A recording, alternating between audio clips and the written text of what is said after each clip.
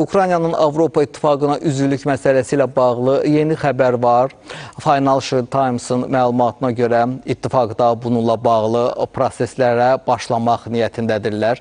Macarıstanın baş naziri Viktor Orbanın razılıq verməkdən inadla imtina etməsi həm Kiyevdə, həm də Brüsseldə əsəbləri daşdırıb və Avropa Komissiyasının alternativ təklif verməyə sövq edib.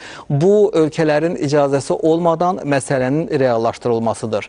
Bəs bu mümkündürmü? Mövzunu Almaniyadan Commerzbank'ın analitiki Murad Cəlalova müzakirə edəcək. Murad müəllim, eşidirəm sizi. Buyurun, sizin fikirlərinizi dinləyək.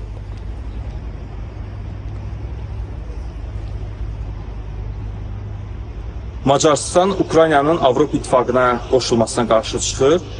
Elə birinci növbədə onu vurğulayım ki, ittifaq qanunlarına görə hər hansısa bir ölkə, ittifaqa daxil olan bir ölkə deməli, səs vermədə iştirak etmərsə və yaxud da ki, negativ səs vermədə iştirak edərsə, bu baxımdan həmin qərar qəbul oluna bilməz.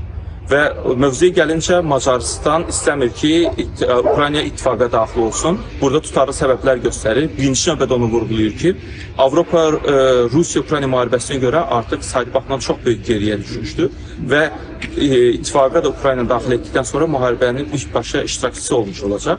Və digər səbəblər də onu göstərir ki, bildiyimiz kimi Ukrayna kənd təsərrüfatı baxımından irəli gedən bir ölkədir. Və ittifaqa daxil olduqdan sonra Ukrayna, Macarıstan özünün fermerlərinə böyük bir rəqiblər olmuş olacaq. İkincisi, iqtisadi və kənd təsərrüfatı baxımından zəifləməyə doğru gedə bilər.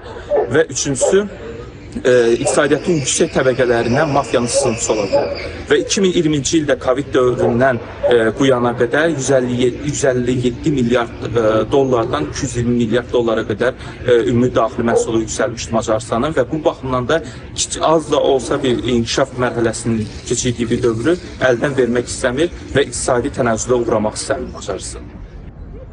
Murad müəllim.